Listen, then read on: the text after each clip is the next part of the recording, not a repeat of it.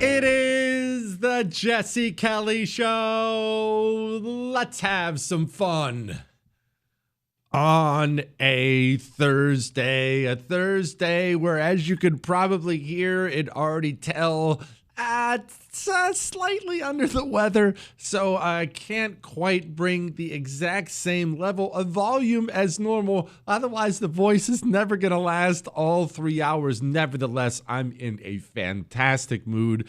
There's something wonderful happening out there I'm going to describe in a moment. We'll go into the details on that.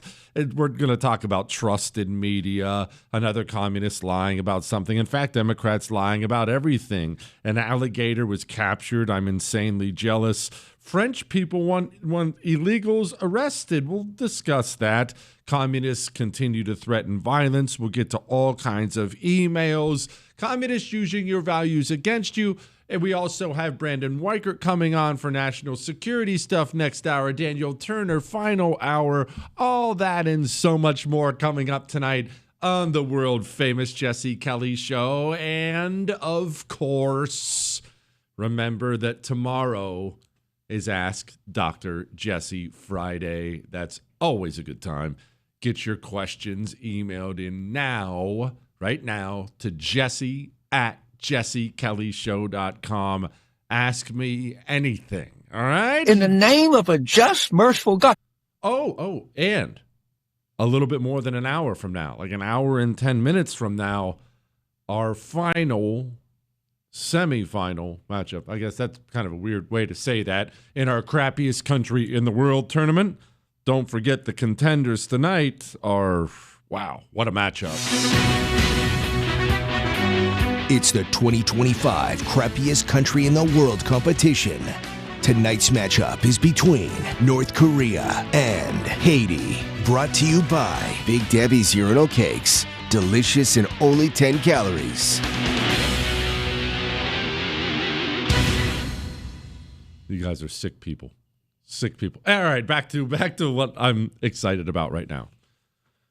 We will get to the communists lying about the shutdown, communists lying about everything, to be honest, something we talk about a lot. And that will actually tie kind of into what we're saying here, but the truth is the enemy of lies.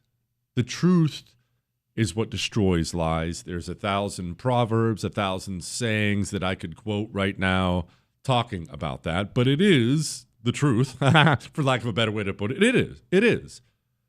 The best way to counter lies is with the truth. The communist exists on lies. He must have them. He focuses on them at all times. Everything is deception and lies. And for a time, it works. You've seen this over and over and over again in countries going communist, countries that have gone full communist for at least a time. The lies are effective enough to allow the communists to seize power. You saw it in the Soviet Union. You saw it in China, where they still suffer from it. You saw it in East Germany, but they eventually collapsed in large part because of it. Cambodia, same thing. For a time, it works, but then people wake up. Sometimes slowly. Some never do, but sometimes slowly, sometimes quickly. But people wake up. Now let's discuss our institutions. And specifically, I want to discuss the media institution, the institution of media. What it really is an institution of information, not education, information. Everybody, everyone needs, every society of any size or type needs information. When it comes to the United States of America, where it's the year 2025, we're a big modern country. You, of course, think about TV channels, maybe even radio shows, podcasts. You think about all the endless sources of information, flat out social media. Where do you go to find out what's going on in the world? What are the headlines? What's the truth? What are lies? Information. But all the way down to the most basic, technologically, I don't want to say backwards, but, not their technologically tribe. That tribe doesn't exist in a total bubble. They need to know what's going on around them.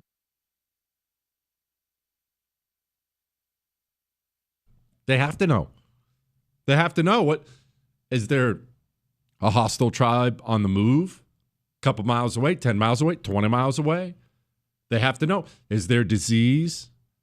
They have to know, are the wild game moving? Are they moving towards us? Are they moving? Information is everything.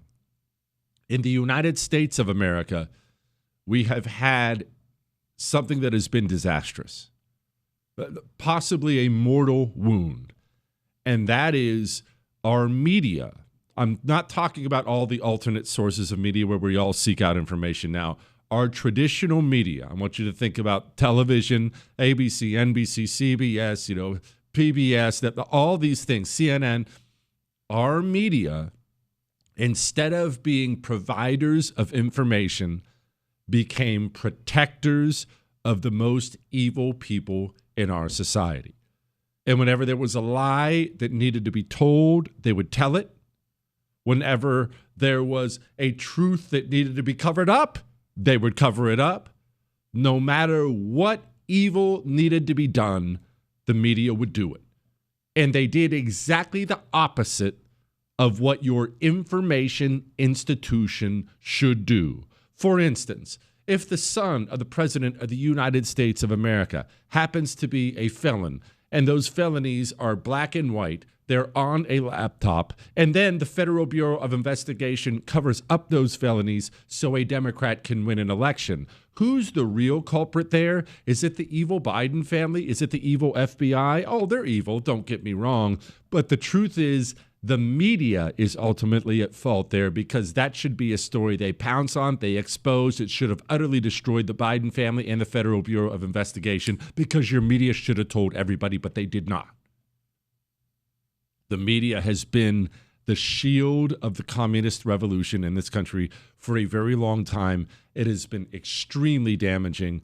It's helped destroy the mental health of the liberal Aunt Peggy in your life. Now, that's the bad news. The good news is, like I said in the open, people wake up. You can only lie for so long. When people were starving to death en masse in Mao's China, their media, they would cover it up. They would lie about it. All the gigantic Chinese urban centers, that information about what was happening, the famine in the countryside, it was all covered up. Constant lies, constant lies, constant lies. But even then, without the internet, without a smartphone, it couldn't stay quiet forever. Word starts to trickle back in, and soon Mao finds himself kind of on the outs, which is why he had to go on a mass murdering spree. That was the Cultural Revolution. He had to go on that mass murdering spree because people started to wake up. Wait a minute, how many people have you killed? Hold on, what? It comes out. There is a headline today. Well, there's a new poll that's out, but I'll just read the headline. The poll was from Gallup, but the headline here is from Newsbusters. Public trust in news media drops to another new low in a Gallup poll. I'm not going to break down everything in the poll. That's freaking boring. 72% here, but the important thing is this. It's gotten beyond you and me. I know you already distrusted the media. You knew the media was lying years ago. I wasn't worried about you. I am, however, now and always worried about all the normies out there, worried about all the norms in Norma, who, even if they think the media is biased, I don't know why I can't talk. Look, I'm on drugs. It's called cold medication. All right, I'm a bit of a druggie tonight. Even if you believe the media is biased, you still think there's a grain of truth in it. But normies are now waking up and realizing there's not even a grain of truth. These people lie about everything all the time. It is a constant stream of lies, and it's done on purpose. It's not done because you have a lefty editor or a lefty producer or a lefty host on the television. They sit down, they figure out the truth, and then they plot a strategy to ensure the American people never see it and they never hear it. Now, that's a deeply evil thing. I wish we didn't have a media like that, but we do. So what's the next best course for us? The outright rejection of the American media. The media, right before our eyes, is being stripped of its power, and it is immensely powerful. The media has had huge power in this country. As we talked about before, Walter Cronkite, he in large part, he is credited even by the LBJ administration at the time with turning the country against the Vietnam War by himself. One media guy came out and essentially said, this thing sucks and we're not winning. Like that, the country wakes up and turns around. Whoa! Turn the whole tide. It's a powerful thing to have a platform where you speak to a lot of people. The media has abused it, and the people are waking up, and it is good. It is so, so good, and it should make you feel good. We have examples of their lies. We have examples now of their frustration with our ignoring their lies or rejecting their lies. Next.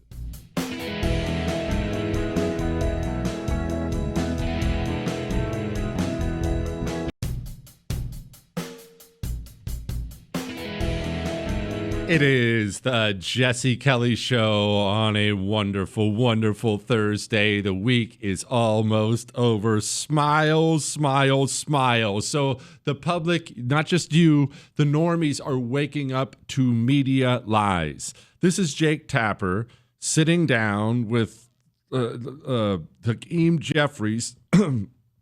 Sorry, I'm losing my voice, I told you. This is George Stephanopoulos on ABC News. He sits down with Mike Johnson. They're haggling about the shut down this and shut down that. And George Stephanopoulos does what really he's always done. As a communist, pretending to be a journalist, he tries to protect the revolution. It doesn't go that well. Here are the facts. The proposal does not provide health care for illegal immigrants. Illegal immigrants cannot buy health care under the Affordable Care Act. They cannot receive health care subsidies. No. Illegal immigrants are ineligible for Medicare, Medicaid, and the Children's Health Program. The Democratic bill does not make them eligible. It does, actually, because what it does is it unwinds the changes that Republicans put into the big, beautiful bill, the big signature legislation that we passed and signed into law on July 4th.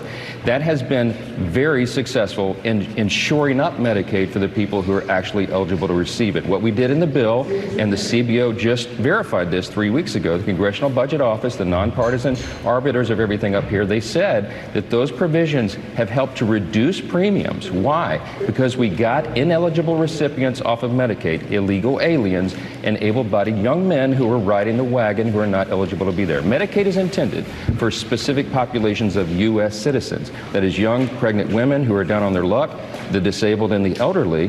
Those resources are being drained from those folks, and so we fixed that. We reduced fraud, waste, and abuse in the program. Chuck Schumer's counterproposal on the CR would reverse that. That is a simple fact. The CBO did not say that about illegal immigrants. You've made your point right there. Oh, you made your point. George Stephanopoulos has been building a world of lies forever. Democrats who watch ABC News and then listen to George Stephanopoulos, they think they're hearing bias, they're hearing outright lies. Now that is going away. Now it's stopping. And it's not just credit to you. Let's give credit to leadership where it's due. Donald Trump does deserve a lot of credit for this as well. Treating the media with disdain, with disgust, instead of treating them with this kind of mildly inconvenienced scoffing like Republicans used to do. Oh, Bob, you're just kind of being biased. No more of that. Of course, let's talk about the Trump parody again, that hilarious parody he puts up, the AI video of Schumer and Hakeem Jeffries. Look, guys, there's no way to sugarcoat it. Nobody likes Democrats anymore. We have no voters left because of all of our woke trans. Not even black people want to vote for us anymore. Even Latinos hate us. So we need new voters. And if we give all these illegal aliens free health care, we might be able to get them on our side so they can vote for us. They can't even speak English, so they won't realize we're just a bunch of woke pieces of at least for a while until they learn English and they realize they hate us too. The left has freaked out about that. It's just a dumb parody video. They freaked out about it. They're all ranting and raving about it all the time. There's Governor Tim We're in a Walz. massive misinformation campaign. The president himself tweeting out AI videos of fake news reports on healthcare. This is really dangerous. Over and over and over again. He can't do this. He can't do this. It's racist. Hakeem Jeffries yelling about it. But now they're exasperated. Why are they exasperated? Because the right has not backed off. Because the right has changed its mentality. We didn't back off. We didn't apologize for it. The right is simply doubled down, tripled down, right in their faces, and they are so frustrated. It was not only just playing on a loop in the briefing room. If you've never been in the press briefing room, for those who haven't, there are loudspeakers overhead so you can hear announcements or what's being said, or if there's an event going on with the president in the Rose Garden, for example. They were playing that mariachi music as well over the loudspeakers for all the press that was coming in and out of the White House today inside the press briefing room.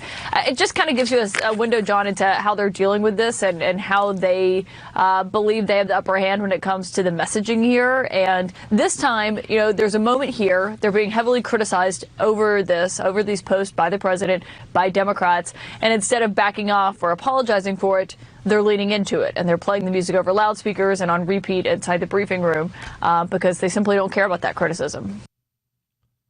How long have we talked about how you handle communists? You find what he hates and you feed it to him. You wait, because he'll tell you what he hates. He'll tell you what he's outraged about, and you feed it to him. You don't back away from it, hoping that he'll somehow come over to your side or somehow extend a hand if you back away from it. Communists cannot operate that way. It's not in their morality at all. He is constantly seeking to defeat and destroy you at all times. You must realize that. And when he tells you what he hates, you feed it to him over and over and over and over again. And Donald Trump himself has come around on this, and it's wonderful to see. Donald Trump himself, even Trump 1.0, used to sit down and deny being a white supremacist 10 times in an interview when they would press him on it and press him on it and press him on it. And then, just like you, just like me, at his own pace, he woke up and realized these people don't care about the truth. These people are savages trying to destroy me. So now you don't apologize. You back off. You feed it to them. And they're afraid because of it. They have been able to operate a certain way without consequences for a long time. Now we are waking up and realizing how to be anti-communists, and it's a good thing.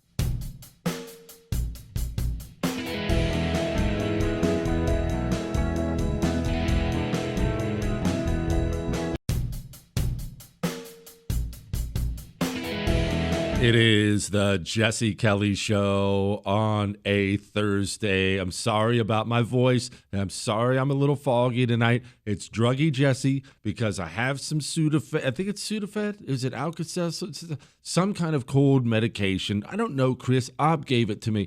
Some kind of cold medication because I was so excited to do the show today, and I wanted to come do it, and I didn't want to stay at home because I would have been bored, so I wanted to sit here and do the show, but I could hardly talk, and I keep coughing whenever I start raising my voice, so I'm on drugs right now. This is what it's like to be Jerry Garcia, Chris. What? Did you just say who? He's the singer for the Grateful Dead. What? It was wrong. Who's a famous drug person you know, Chris? Who's famous druggies? Charlie Sheen. He's out there right now. I'm Charlie Sheen right now. I don't know what he's on, Chris. I'm not normally a drug person, but today I'm Pablo Escobar. And don't forget, tomorrow is Ask Dr. Jesse Friday. Get your questions emailed in now to jesse@jessekellyshow.com. They lie about everything at all times. Democrats are fighting for the health care of the American people. I mean, Democrats are largely in Washington, D.C., intent on reopening the government and protecting the health care of the American people. But of course, we know that's not true.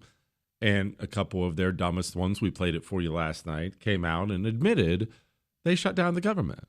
They shut it down because they're trying to get a win against Trump. That's what it's all about.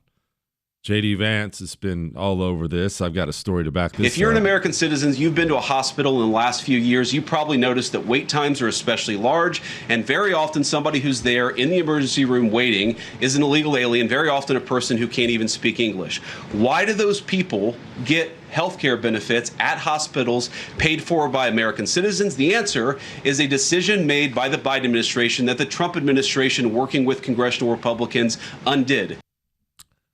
I've told you this story before. So, okay, first of all, let's understand how this works. The United States of America has rules where you can't be refused care for any reason. If you're a gangbanger, if you're illegal, if you can or can't pay, if you need emergency medical care in this country, if you are a human being, you can walk into an emergency room and you will be cared for in some way, right? So what has happened is illegals have for years, this has been going on for years, they have used the emergency room system as if it's their personal doctor. We're not talking about you broke your arm, you need a cast, you had a heart attack, you're trying to stay alive. We're talking about, it would be like me right now. Got a little bit of a cold. Believe me, I'm going to be fine. Got a little bit of a cold, and I want the doctor to give me some sort of a prescription or the doctor to see me. Well, I'm an illegal. I don't have insurance because none of those freaking people have insurance. I don't have money, or certainly not money I'm going to spend on my own medical care. I'm going to send it all back home so I can mooch off the American taxpayer. So I just go down. There's hospitals all around us right here. I just drive down and I walk into the emergency room and I say, "Hola, ¿cómo estás?" And then I inform them that I have the sniffly whifflies. And they can't say, "Show me your immigration status. Oh, you're not from here. Goodbye." That's not how it works. I will be seen. But medical care costs money. We like to imagine that all these doctors and nurses and hospitals and pharmaceutical companies and everything else are just there doing this out of the saintly hearts they have. But of course, that's not true. All of it costs money, and these people make money.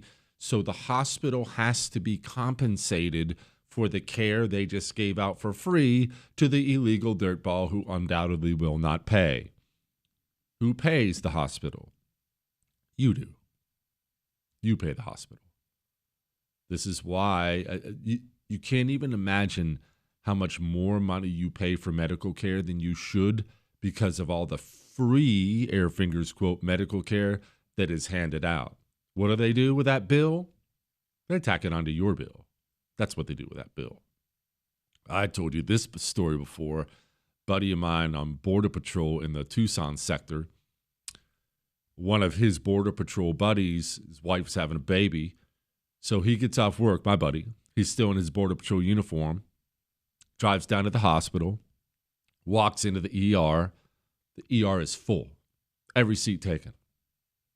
He's not there to arrest anybody, do anything like that. Walks through, walks back, goes to the maternity ward, sees his buddy, sees his wife. "Hey, how you doing?" Blah, blah, blah. You know the drill. Walks back out through the same emergency rooms. Like 5 minutes later, it was empty. They saw the Border Patrol uniform, thought they were going to be in some form of trouble, and they scattered. That is a system that has been going on in this country forever. But back to what we were talking about in the beginning, maybe you didn't know that. I guarantee your normie friends didn't know that. You know why they didn't know that? Because the American media has lied about it and covered it up instead of doing story after story after story on it. Think about all the things that should be national controversies that are not controversies with the normal public because people are not informed of it by the American media. What about something that's on our minds all the time? The crime in Democrat-run cities. I don't know if you listen to Clay and Buck, but Buck Sexton, as you probably know, is a personal friend of mine. He's been a personal friend before I even got into media. We just got to know each other years and years ago. Buck and I have been friends for a very long time. And I know Buck's been talking about it on the air, so I could talk to you about it here. Buck and I have been texting. He's, I don't know if he's still in Taiwan. He's been in Taiwan. And he's been talking about how you can go to a park at night and it's just safe. It's women there with the kids, not even many men around, all safe. You don't even have to keep your eyes glued to your child. He put up, I think he put this on social media actually. If you are at a restaurant, a bar, and you get up to go to the bathroom somewhere, you take your cell phone out. Cell phones cost $1,000 now. You take your cell phone out, and you put it on your seat, and that's how you save your seat. No one grabs it. No one takes it. No one even takes your seat. I have told you time and time again, we Americans think that cities are just always dirty. There's always going to be more crime, more homelessness, more drugs. At night, the city's going to be a place it's just kind of baked in, right? It's going to be more crime, more that's not true at all. Our cities are the way they are because Democrats run them, and they want them to be that way. They make them that way on purpose. Now, you already knew all that. What if the American media, picture this, just wrap your mind around this, for 50, 60 years, because Democrats have been doing this to our cities for a long time. What if we have had 50, 60 years of special reports? Tonight, you turn on NBC News, special report from NBC News. Another city run by Democrats, overrun with crime. Robbery, rape, drugs, murder, through the roof. What if we had been treated to actual reporting from the American media on the dangerous state of Democrat cities, on the dirty state of Democrat cities, and who is responsible for it? Do you know how quickly these cities, their government would have been tossed out, the public would have woken up, and the city could have gotten in different leadership and turned things around? But we never get those. It doesn't happen at all because the media sees themselves as the protectors of the communist revolution. And so our cities have to be in squalor. I hate that they ruined Seattle. I hate that they're destroying New York. And of course, Mamdani's going to finish the place off. I hate that. You should be able to go to a city and feel safe.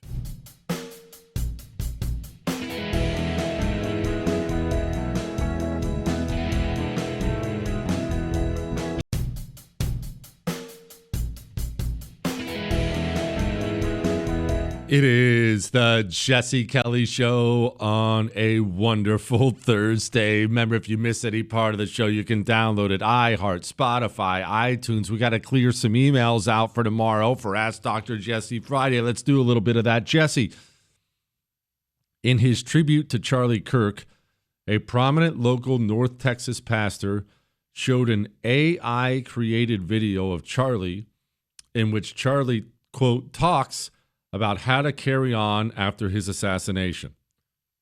This greatly disturbs me. Not specifically what AI Charlie is saying, but that an important Christian pastor, who I think is on Trump's faith team, thinks it's appropriate to put AI words in a dead man's mouth. Okay, yeah, it's insanely inappropriate. It's insanely bonkers. This is not something that should happen, but let's just be frank about Trump's faith team, okay? He has a female pastor on there, all right? He has a female pastor on the faith team. For Trump, the evangelical community, it does appear to be something he does care about and he does respect, and I'm not going to say otherwise, but it's also kind of something he visits. It's not how he was raised. It's not necessarily his core belief system.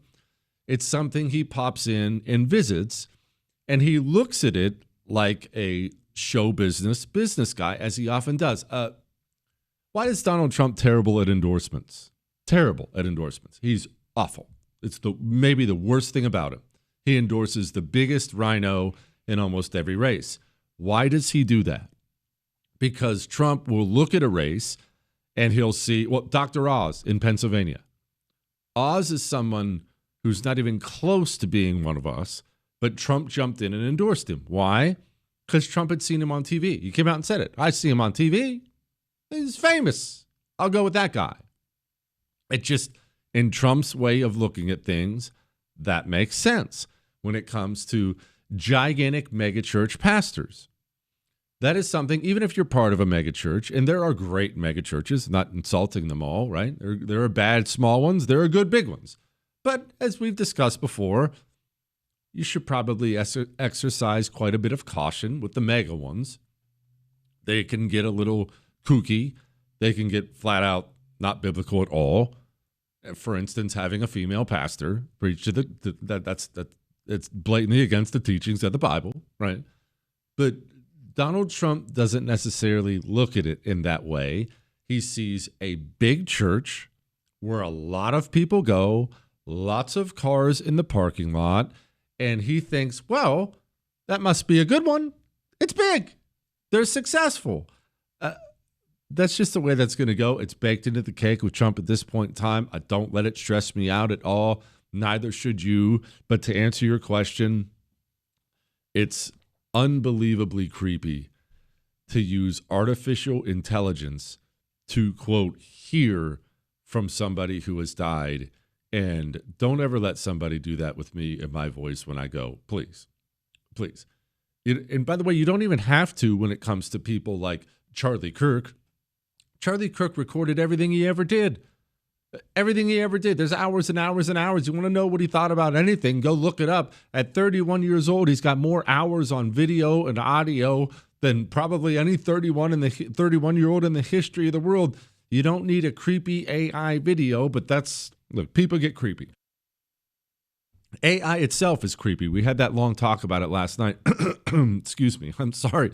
AI itself is creepy. It's just a creepy thing. Dear Small Hands Bronco, I don't have small hands. Anyway, since the left-wing media and communist street animals love to call us racist, Nazi, fascists, perhaps we should start using more descriptive language to describe them. The time for civility is over. What say you? All you have to do is say the truth. You don't